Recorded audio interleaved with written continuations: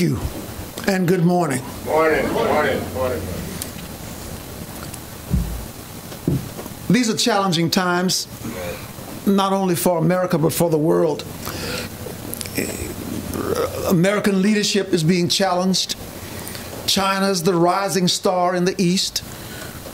Russia is attempting to reinsert itself onto the world stage. And of course, ISIS is trying to blow up the Western world. What better time than now to analyze, to look at where we are, what we're doing, what we should continue to do, and of course, what we should stop doing as we transition to another administration. I'm from a family of teachers, and who better than a teacher to analyze and grade the performance of the Obama administration. So this morning I present to you the Obama report card. Watch yourself. First category, spending. Now it was not easy to choose which categories, which subjects should be graded, but I was able to get this down to about 7 categories, and I'll share those with you. The first is spending. $20 trillion national debt threatens us more than anything else, more than ISIS and Russia and China and Iran all rolled into one. Threatens us. The new spending bill guarantees that in 10 years we'll have a minimum $30 trillion national debt. We're going the wrong direction. I wouldn't be so angry. I wouldn't be so upset if some of that money, more of that money, had been spent at home, building our roads and bridges. But in fact, it was spent overseas, much of it, where those roads and bridges, building nations, our nation is crumbling, our infrastructure is crumbling, our roads and bridges are crumbling. Much of that money hired foreign workers in their countries, while our workers are walking the streets looking for work, their families on welfare and food stamps. We can't keep our promises to our elderly, to our veterans. Mr. President, for your fiscal irresponsibility and your wild, chaotic spending, your grade is an F. Right. Second category, education. 50% of America's schools are poorly performing schools. Half of the American children cannot read, write, or compute at grade level. How on earth can this nation compete on a world market if our children cannot read, write, and compute? We have some difficult days that are facing us. The president has done absolutely nothing about this. Well, that's not quite true. Yeah, right. Let me tell you what he did in Louisiana. In Louisiana, we have a voucher program. 10,000 vouchers, 100% poor. 100% in the worst performing schools in Louisiana, some of America's worst performing schools. 90% black. Now, I came from the civil rights movement. I was just a little boy at the time. But I was accustomed to seeing people standing in the doorways to prevent little children from getting an education. Generally, they were wearing white sheets with tobacco stains because they'd crawled out of the backwoods of Louisiana, Mississippi, and Alabama.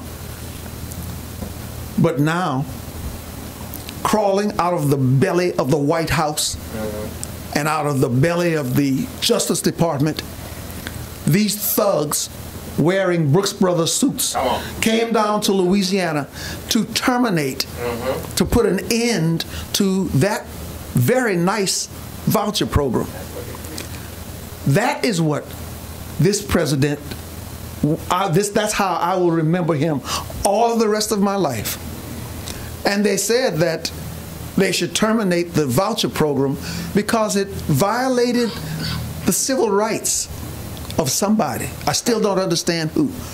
They want to send those little children back into these violent, low-performing, disrupted schools instead of the private schools and parochial schools that they are attending right now.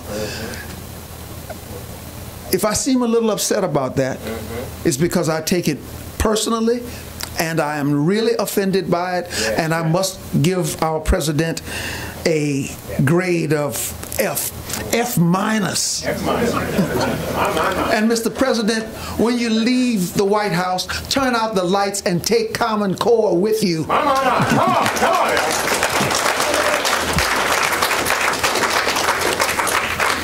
Third category, safety. Today, Americans are unsafe. Unsafe in our homes, our streets, our shopping. And the problem is that we have a lot of gun violence. Yeah. On one hand, we have guns. On the other hand, we have bad guys and sick people. Now, a gun is a tool, Right. an inanimate object, just like this pen is. Yeah. If you set it down here, it will stay exactly there. It will not move. It will not do anything to anyone. It will be right here when you come back. The problem is not guns. Right. The problem is the bad guys and the sick people. Our president has attempted to address the problem of violence in the wrong place, with guns, and not with the bad guys, the sick people, the garbage that we put into our children that lead to this violence. And so, for being oblivious to the facts, for attacking a problem in absolutely the wrong area, Mr. President, an F for safety. Because we are not safe in our country, and he has done absolutely nothing to address it. Incidentally, if you think that outlawing guns is a great idea, keep one thing in mind. If you outlaw guns, there'll be two groups of people who have guns: the police and the criminals. That's right. Because if anyone believes that the criminals will line up to turn in their guns, long lines of criminals outside the police departments, they are, as we say in South Louisiana, couillons. Category 4, foreign policy. I am so tired of hearing that George Bush did it. Obama has been president for 7.5 years. Bush's fault. His policies of regime change and Arab Spring have brought chaos to the Middle East. Donald Trump says Obama didn't do anything to protect us. I agree. One thing that he certainly did not do is to understand the passion, the commitment, and the intelligence of forces like ISIS. He underestimated ISIS, stood on the side while ISIS grew and became a force. He said, ISIS is the junior varsity. Just like that king of England, that arrogant king who looked down his nose at George Washington and the Minutemen, and he said, George Washington and his boys are just the junior varsity. He said that just before we kicked him back and his forces back to England. Unfortunately, our arrogant president said the same thing about ISIS just before they blew up parts of Paris and have continued their bombing, killing in the Western world. Arrogance is a deadly shortcoming. Foreign policy of this administration certainly deserves an F. It's cost us trillions of dollars, thousands of lives, minds, bodies, It has been a disaster, and it has left Americans more at risk today than at any time since the Civil War. F, Mr. President, on foreign policy. Absolutely an F. Fifth category, justice. Let's talk about justice here at home. Let me give you two examples that live in my heart. Trayvon Martin, young black man killed in Florida, tragedy. The president said, he took to the airwaves and he said, Trayvon Martin looks like the son that I would have if I'd had a son.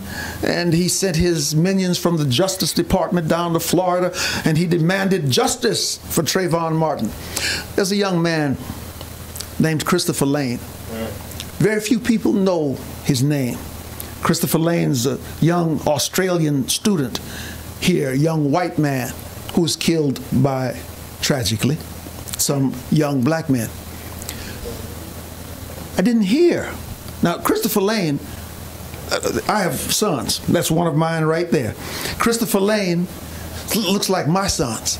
He had 2 legs, 2 arms, 2 ears. He's a little paler than my sons. Watch yourself. We did not hear anything from the White House when Christopher Lane was killed. We didn't hear anything from the Justice Department when Christopher Lane was killed. The silence was deafening. Let me give you another example. Ferguson, Missouri, Marksville, Louisiana. Ferguson, a white cop killed a young black man. In Marksville, a black cop killed a young white man. In Ferguson, Justice Department, the White House, Reverend Al, Reverend Jesse, everyone, racism, we got justice, we demand justice. Marksville, Louisiana, the silence once again was deafening. If justice is good enough for black folk, it is good enough for white folk. That's right. If you cannot deliver justice for everyone, then pack your bags and hit the road, Jack. Come on.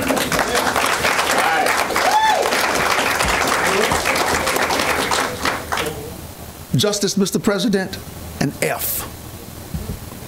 Category 6, making government work. I hope that we've learned. Never again should we choose a president who cannot manage this government. NSA snooping on Americans without warrants, IRS ripping off the Tea Party, Foreign Service losing lives in Benghazi when there are Marines and Special Ops and SEALs just a few miles away. Somebody's got to explain that to me. I'm an old Navy veteran. I can't understand that. But no matter how you cut it, the buck stops at the White House. The VA, men and women who've given their all to America, and the VA cannot serve them. Dying veterans waiting for an appointment. Veterans committing suicide at the highest rates in recorded time. Making government work, Mr. President, an F for failed miserably. So, this fall, we have a chance to make a change. This fall, you and I and 100 million of our closest friends will select a new president. We'll not only select a president, we will select a path, a course, a destiny for this great nation. We must decide. We will choose either the values that made America the greatest nation on earth, or we will choose to continue the moral and economic downturn, downgrade in this country. We will choose either to have everyone pull his own weight, or we will choose to continue letting everyone ride the backs of the working class, middle class Americans. We will choose to truly become one nation under God, or we will continue letting petty divisions turn us one against the other. and continue to turn our backs against our Lord. We will choose 8 more years of failure, of F grades. And you know that everything that I've said is true. I have not exaggerated the ineptness of this administration. We will continue that. And 8 more years of Obama light. Or we will choose to make some changes in America. We will choose a more solid course in foreign policy, in spending,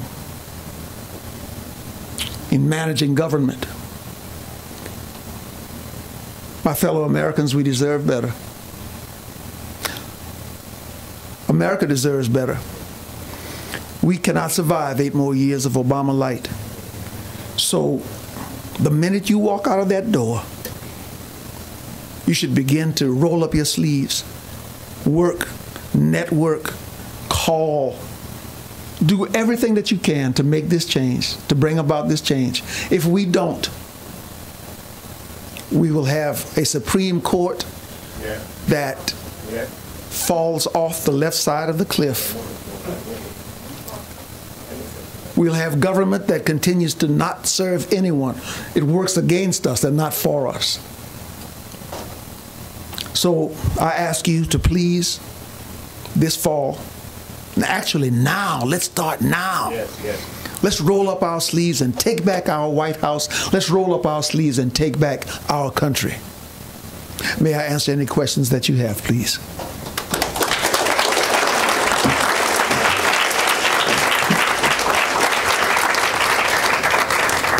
Well, thank you very much for that fine and interesting presentation. I know you will not be disappointed. There will be questions. There always are at these breakfasts. Who wants to ask the first question? Yes, sir. Let's wait until you get the microphone. Hi, Carl Gollivan. I'm confident that you're an advocate for following the Constitution. In that respect, Article 1, Section 10, no state shall make anything but gold and silver coin a tender in payment of debt. Do you advocate restoring a constitutional, honest unit of account as our monetary unit? Because it's the expanding Federal Reserve credit that empowers corporations and all of the programs that come out of Washington and concentrate power. Do you support monetary reform to return wealth to the people and to more state and local control? I fully support the states taking back the powers that have been given and managing America. I fully support getting the federal government off our backs and out of our business, out of our pockets, out of our schools, out of all of our business. I've got to take a closer look at the financial part of it. I'm interested in the presentation that you just made. And before we leave, let's talk a little bit more. But I do want to get the states together to take power back from Washington, D.C. and put it back where it belongs. Let's take one in the back.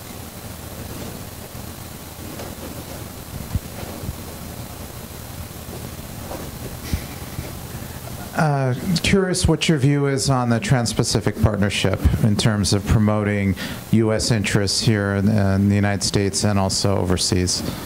What do you like about it, or what would you change if you could? To be honest with you, the economic partnerships that we started participating in the 1990s have really not served America well. Places like Port Barre, Louisiana, that were major manufacturing sites. We made underwear there. Americans still, just about, I'd say 95% of us right now in this room have on a pair of underwear. And 100% of those pairs of underwear were made in foreign countries. When America can't even make underwear for its own people, there's something wrong with that. Something wrong with that. And the same thing is true in agriculture and in steel and in so many economies, so many industries. I don't care for those partnerships, and if I go to Congress, I'll be against them unless someone can really show me in great detail that one specific partnership is to our advantage. Let's put America first. Take this gentleman here. Good morning, State Senator. I'm Reverend Stevie Crabb from New Jersey, and I come down, even though you can hear, I'm from New Jersey, so you have to forgive me. But I come down to LI a lot for different training sessions, so I'm well familiar with the expertise of LI. I was down in Louisiana just last week doing a revival in Opelousas, which is part of your district. I was talking to Reverend Davis, dear friend of yours, supporter, and I was looking at some of the stats right now, that some of the challenges you're going to be facing in the district that you're running for the House of Louisiana 4th District. It's a majority white male and female district. And as of the 23rd of this month, there are 5, there may be even more now, but I was down there just last week, 5 declared Republican candidates. And now they're talking about there's a so-called conservative Democrat named Marshall Jones running. So now that Louisiana, since Bobby Jindal, who was a great supporter also of school choice, now that he's out, and you have Bill, what's his name? Edwards. Right, as the governor. I'm wondering, is that district now going to flip back into the Democratic camp? And if not, what are some of your ideas on how to set yourself apart from the other 5 Republican declared candidates so far in that 4th district? First, let me tell you that I'm glad that you're from New Jersey. I lived in New Jersey, went to school in Jersey, so I lived there about 4 or 5 years. It was a wonderful place and a wonderful time.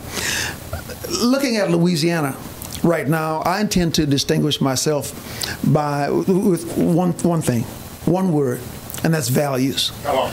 I intend to hammer home the values that made America great: hard work, frugality, God, prayer, those kinds of things. And that is the message that I will bring to that large district, the 4th Congressional District, which stretches from central Louisiana to the Texas border, and from US 190, which is 2/3 of the way down to the Arkansas border. Huge area.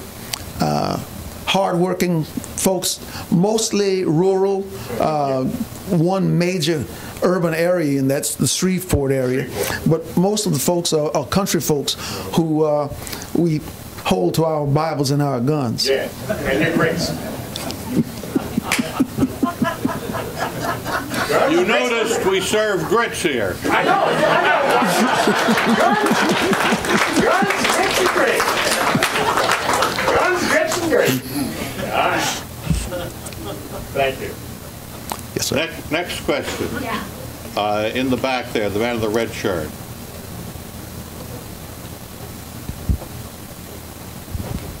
Good morning. Todd Meloy, Ashburn, Virginia. I live in a retirement community, by the way. 1,200 people, 400 of them are thinking conservatives, 400 of them are unreconciled liberals, and the other 400 really don't know what they're doing, so we have a lot of work to do to convince the older folks to get their head on straight. My question to you, sir, is what would be your view on the proposed convention of states for the purpose of amending the Constitution? Love it. Absolutely love it. That is one of the ways that we will be able to take back the power from Washington, D.C. That's one of the ways that we'll be able to start the process of governing America the right way. So yes, strong supporter, been a supporter for a couple of years. I think that it will. We're adding more and more states. The number of states who are going to participate is growing now, so we just continue to expand that and take it back. We haven't had a question from this side. Anybody with a question? This lady here.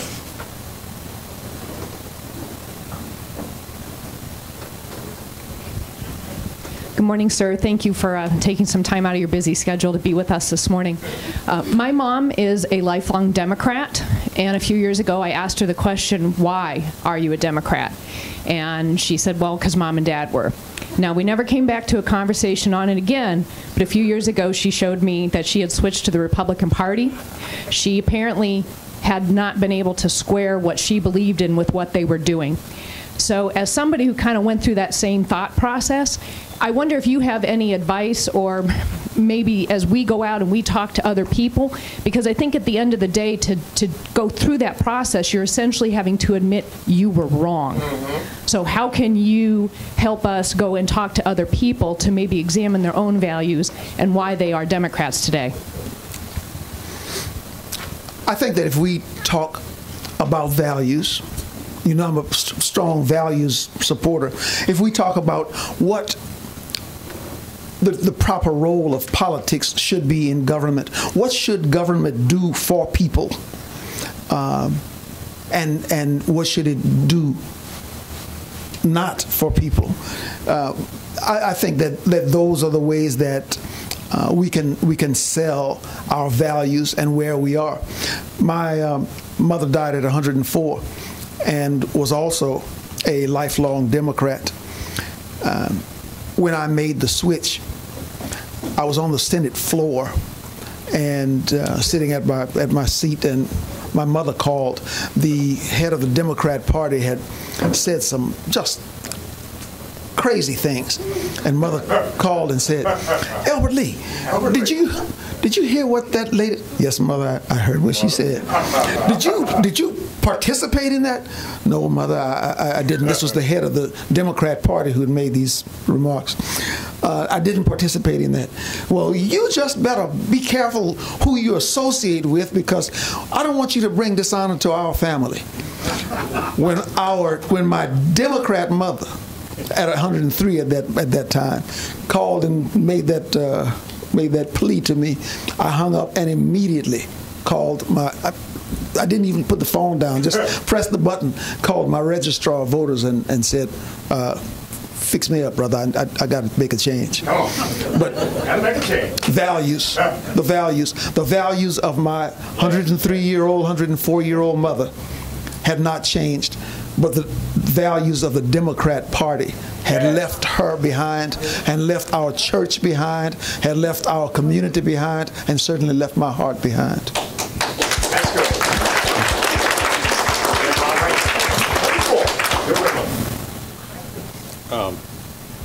You wanted a question before?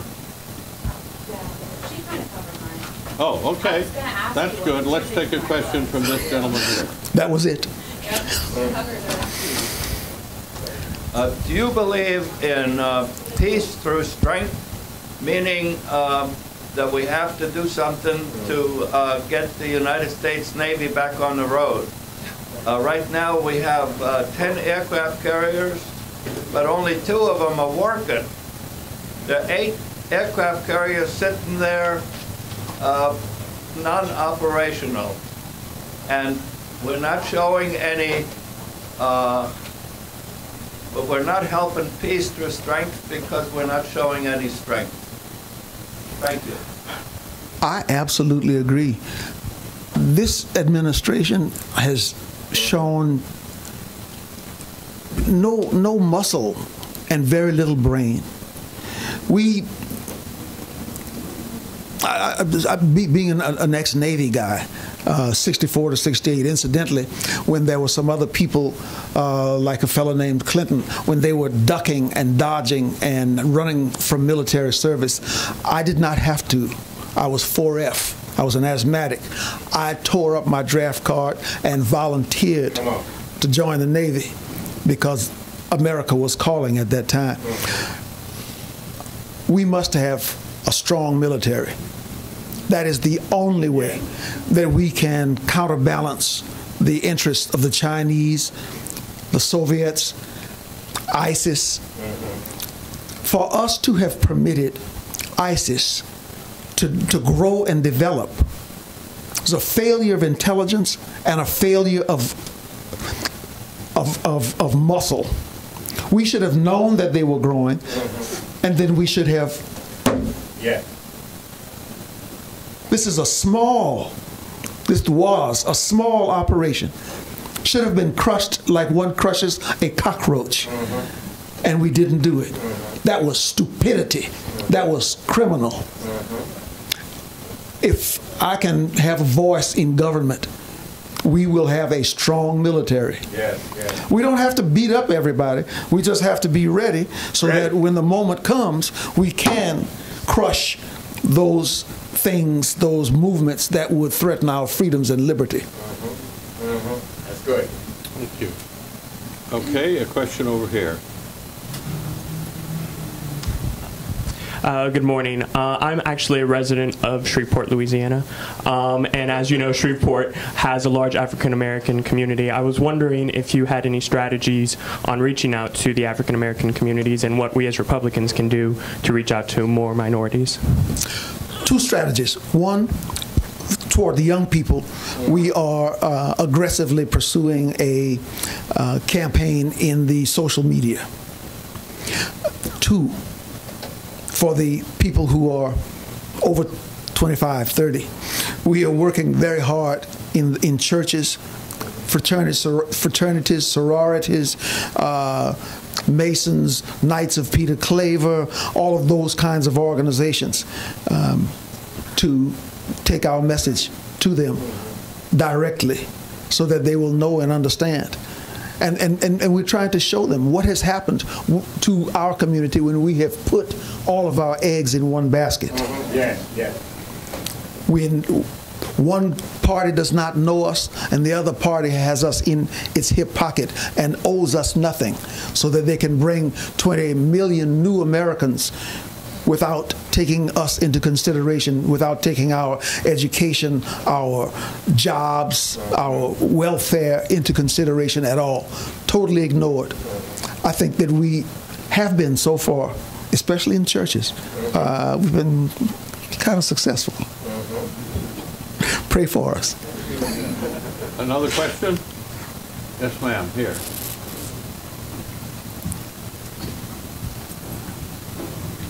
Thank you so much for being here. I have a question about the current presidential race. So whenever I talk to people, I'm also running for office in the 4th District of Virginia. And as I've been talking to people, one of the most frequent questions I'm getting from black people is, so how are you going to align yourself with Donald Trump? How does he, what are you going to do? How are you going to navigate that? Because in their mind, they're thinking he is crazy. And they're thinking all the things that the media wants to say about the man. And so they're afraid. How are you, I'm wondering, are you getting the same question? And if so, how are you answering that, or how are you tackling that question? On YouTube at Elbert Lee Guillory, on Facebook, we are putting together a series of educational videos that show people what Hillary has done for America and for the black community particularly. We did one from a jail dealing with her and her husband's incarceration bills from the 90s and their lack of assisting us with jobs, the lack of economic development. We're hammering that message home, and it is resonating. And I urge you to take a look at some of those videos. That young man right there is the producer, and they've been.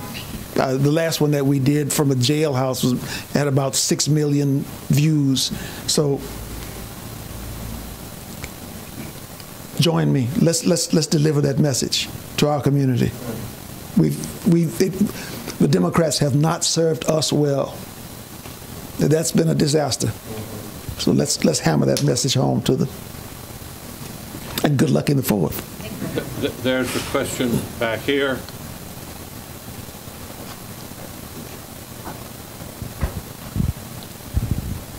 I also wanted to thank you for coming out this morning. I actually had a foreign policy question. I was curious what your stance is on what role the United Nations will play or should play in foreign policy, whether or not the United States should remain a member of it in the near future. I think that the United States should choose its own course, a course that benefits this nation first. If any other nation wants to join us in the direction that we're going, I'm happy to say, come on and let's go. The European Union wants to, or the United Nations, that's fine. I believe that we have spent a lot of money going in bad directions with the UN. We can use that much better building our roads and employing our people. America first, America choosing its own course based on America's ideals and values first. And if anyone wants to join us, welcome. But we shouldn't create and pay for and pay billions of dollars, trillions probably, on an organization such as the UN. We have time for one more question, if there is another question. In the back.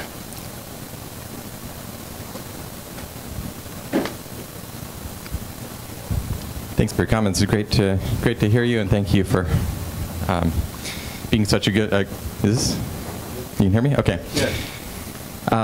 Yeah, you mentioned that the Democrat Party had left you, and I want to just interact with you a little bit about this, because actually, to a certain extent, I agree with that, but in another way, I feel, and this may go a little ways to answering this question too.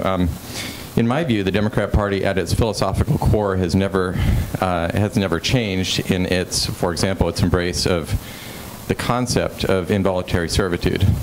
And that concept has just changed over time. It's morphed into embrace of socialism and these kind of things as well, which is obviously a different manifestation, but it's same at its at its core, and so forth. So, just wanted to, and you've articulated this very well in things that I've seen you say, but. And this is not to say that the Republican Party has not been complicit in enabling these kind of things along the way as well. But I think that this perception that the Democrat Party has been somehow for people who have been downtrodden and so forth is a perception that is false and can be changed. So maybe that's not really a question, but maybe a comment and interaction on that. I certainly agree with your comment.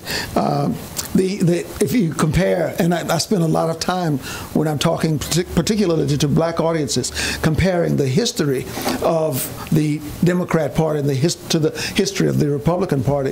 The Republican Party founded on principles of freedom and anti-slavery. The Democrat Party has been the party of involuntary servitude up until this day.